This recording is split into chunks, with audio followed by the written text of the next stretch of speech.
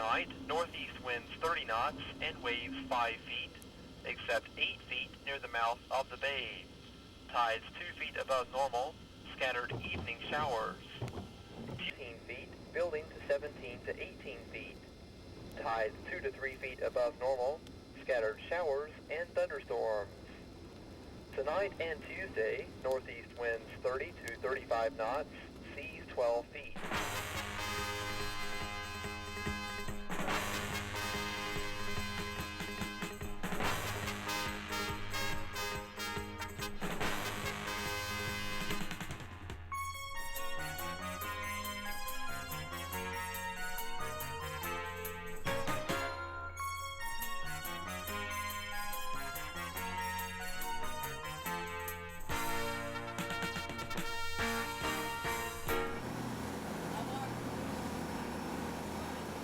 Man, when you have 17 to 20 foot seas, the only place to be is at home in bed. Now, once that hurricane has passed by Virginia Beach, it's tuna time. And for the charter boat fleet and Captain David Wright on the High Hopes, that means yellow gold. Our mate today is Justin Wooten, and on our way to the tuna grounds, which are 60 to 70 miles offshore, we're all busy getting the lines ready and the teasers ready. Now, these green objects that are dangling down from the fly bridge are really plastic squid, and there's a whole book-hoodle of them, and they're attached to a spreader bar.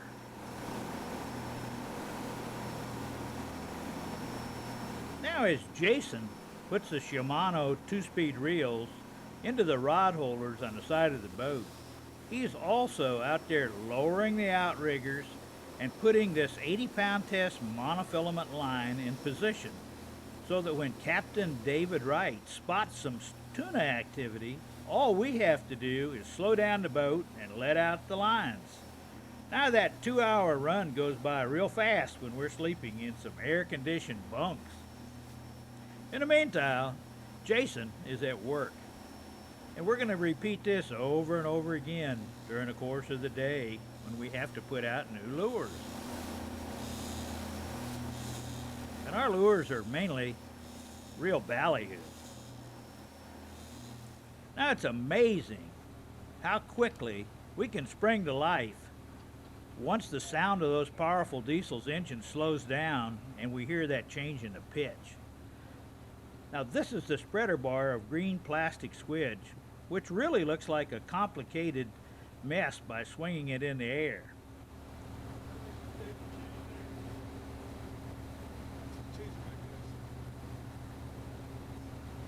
But once it gets behind the boat, it looks like a whole school of bait to a hungry yellowfin tuna. Just look at it dancing out there.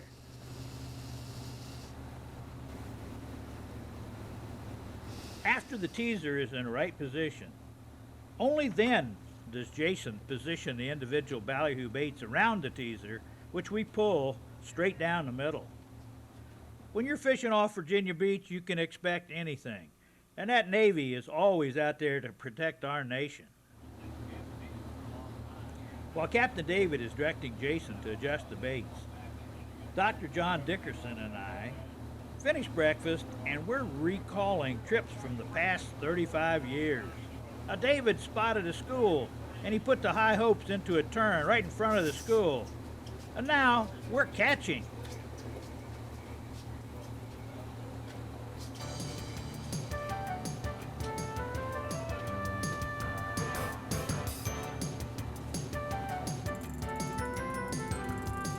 Now, watching, you'll still see that little bunch of squid in just a minute out there.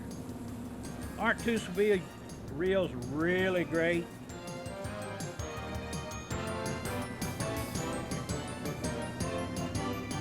Jason's going to adjust my seat. Now, once we see color, this is what's going on under the surface. That's what's producing that color that we see down there.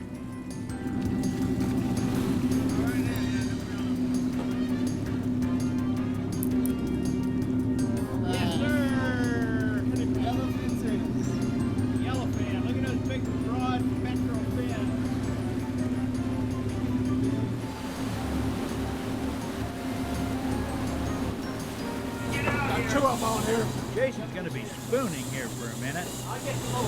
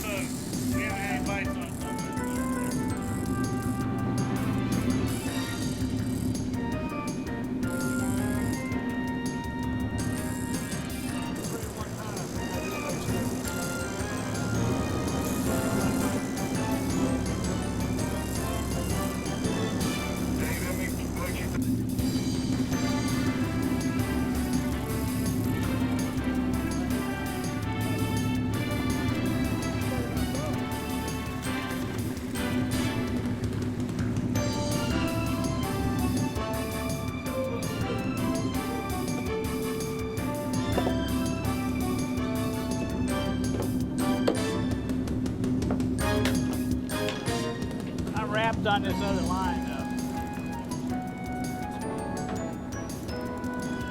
now this Shimano TLD reel is primarily used with 30-pound test monofilament for white marlin. Tuna are a real challenge on a stand-up rod. However, it is doable. It's just a little bit more struggle for senior citizen anglers.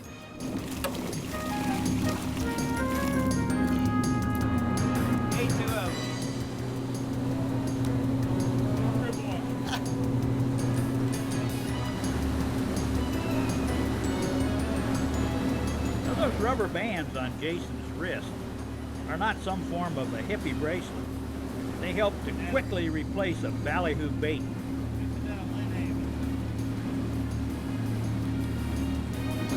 Faster than I want to go.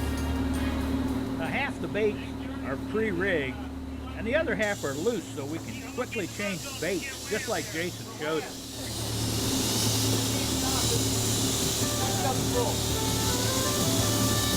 Hey John, push yours up to full.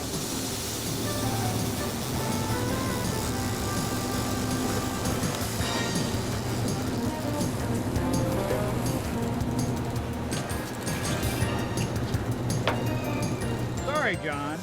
Yours is not a 2-speed reel.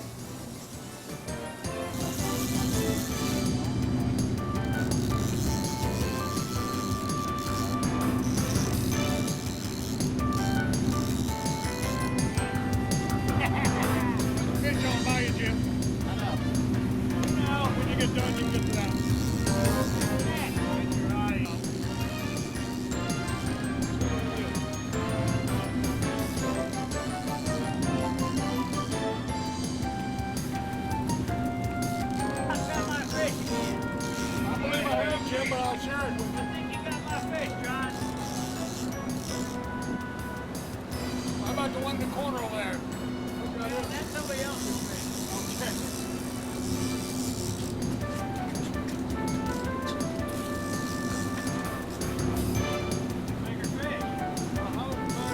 Now, if you notice, we started without rod holder belts.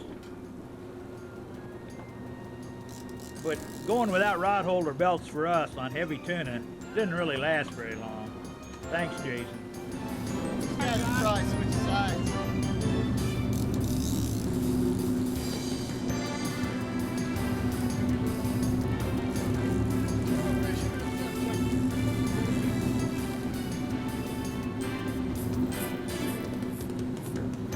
Hey, John, 30 years ago, this was a lot easier. It really was.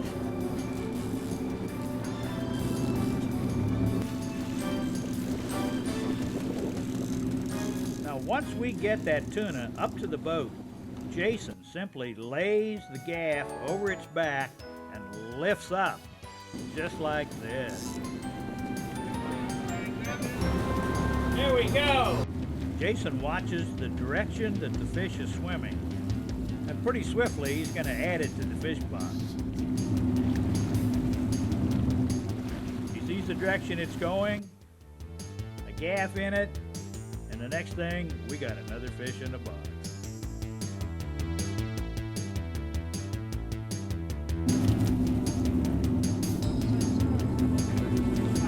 That's what I want. You take the rod off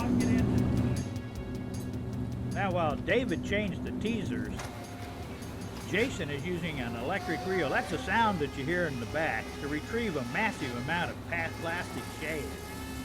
Jason, that one.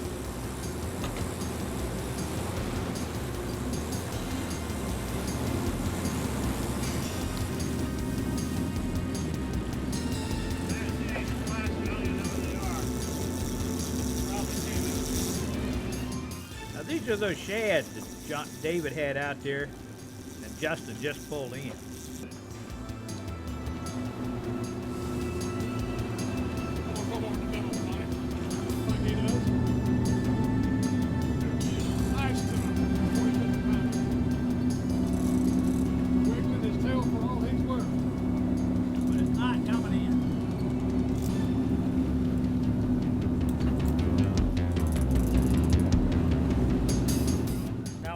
Getting into a stand-up fighting harness. Jason has a hooked up tuna and he's ready to hand it to me. And once I got it, well, I'll tell you, those things are fun. Now, this is what I like about that harness. Not only can you use your back and your legs, you can rest when you really need to. And when we hook up a billfish, we pull in all the other lines and back down after the fish. But when we hook up a tuna, we keep the boat moving forward at the same speed, and all those other lines are still fishing because they're still in the water. Get 2 feet and lose 2 feet.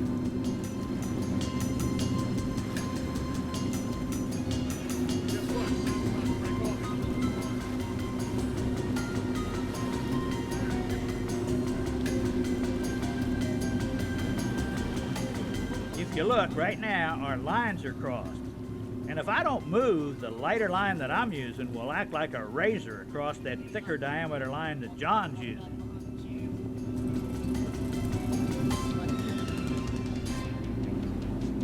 I kept it out of gear when you had that. No, it was super, thank you.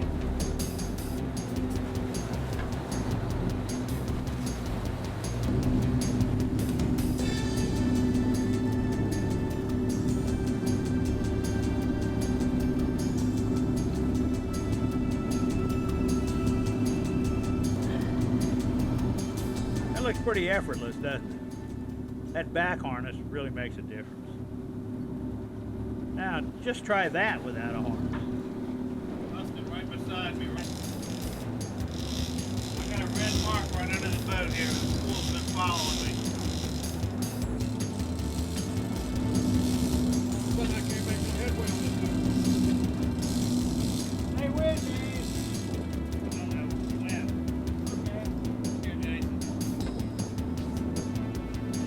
I got low gear and I can't get you. Say that like it's a bad thing. Huh? Say that like it's a bad thing.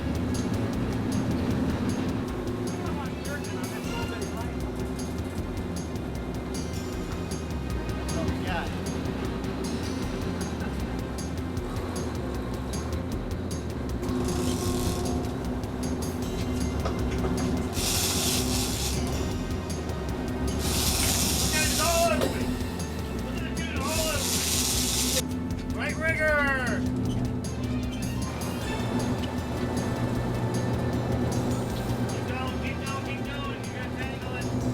Bleeding these tuna really does improve the quality of the meat, but usually we do it in the fish box.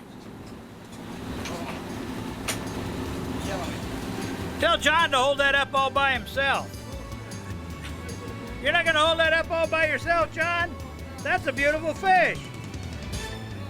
For an hour and a half, you should have had a nice fish. Okay, put it in the box so I can see it. David was spooning a jig and he hooked up. No leader on that, Dad.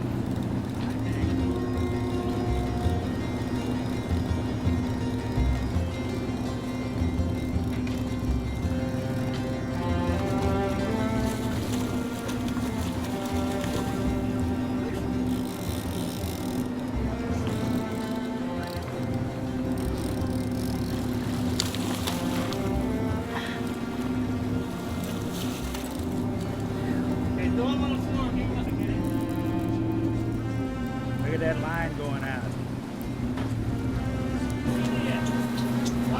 They're all over me, yeah. That's my special. Yeah, please stand up and grab this bull, Doc. Today, please John! stand up and grab it. I'm just ready to get my little chaser. Here, 2 hands. Got it? Oh, he does have a nice pull, doesn't he? Get out of here.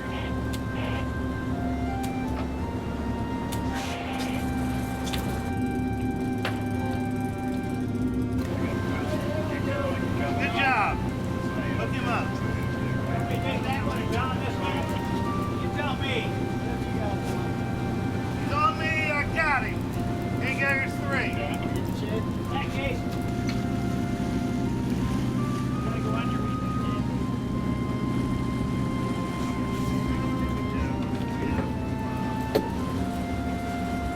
I think mine's a white one. Look at him go.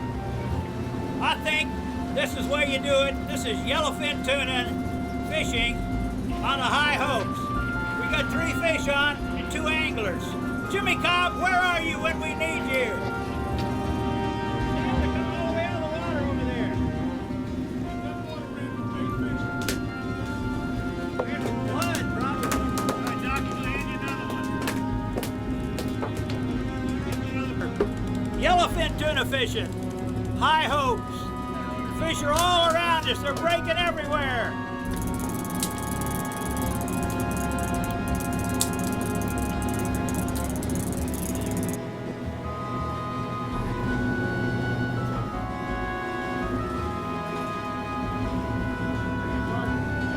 Nice circle, big pretty fish, Doc. Yeah, John, you get all the luck.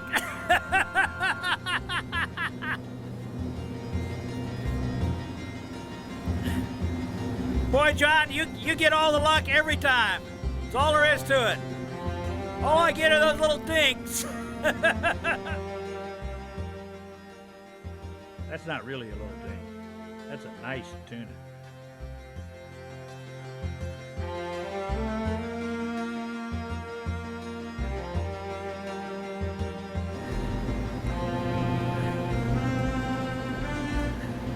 Holy cow!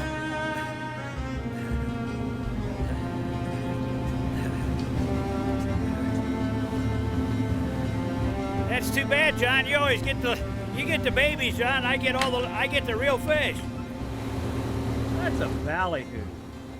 Now, when we're yellowfin tuna fishing, this is our primary bait. And after that flurry of 6 quick catches, Jason has to re-rig everything and get all the lines out again. Anyway, John and I really, really do need a rest.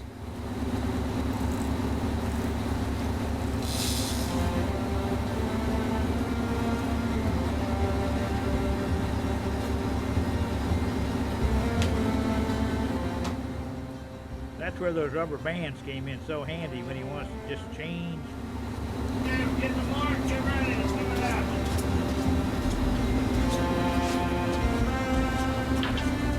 Well, so much for our rest. And 1. Stay under it, yeah, you're gonna get it right, look. Oh, yeah, here.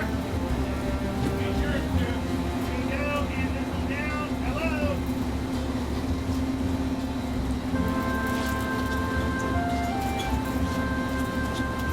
All right. Here's the 3rd one. On in. Let's drag up to that back line. Well, there's no one to reel that one right now, so we'll just let it sit there.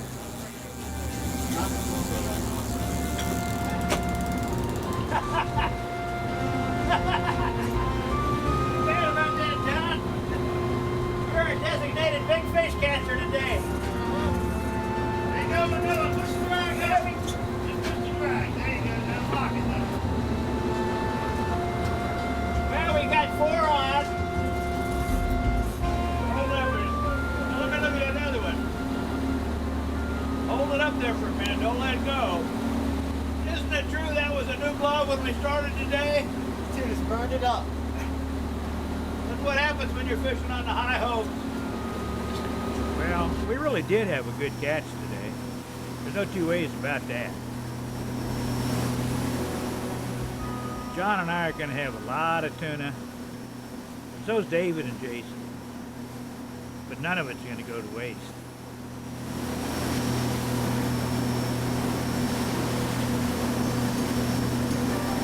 Now, catching your tuna is really only the beginning. Now, if you're trying for a record on any level, citation, world record, whatever, ice down your catch. Don't let her lie around on the deck. But if you're not trying for a record, cut through the tail and the gill clefts to bleed the fish and improve the quality of the meat. Now, once back at your dock, weigh your catch, take your pictures, and start filleting. Cut along the dorsal fins, head to tail, cut through the stomach near the midline again, just through the skin. Join the cuts right at the gill plate and cut through the lateral line from the head to the tail.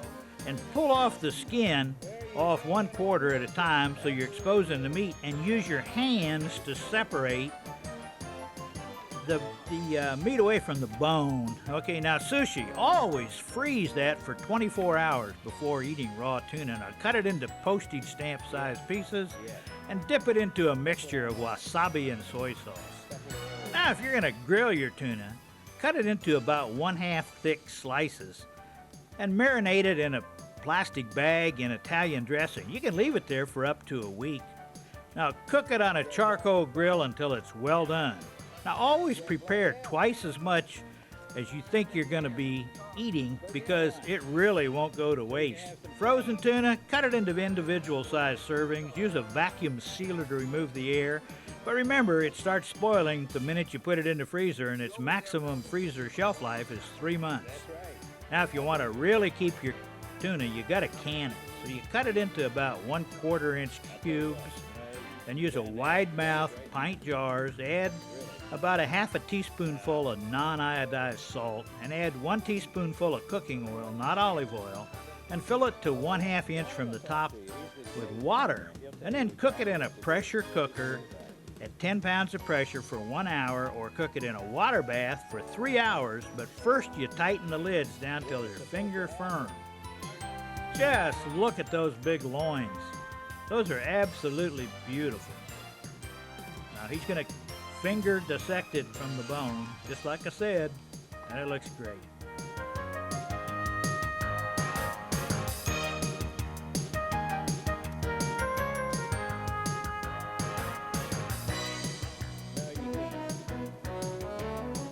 Thanks for watching the quickest half hour on TV.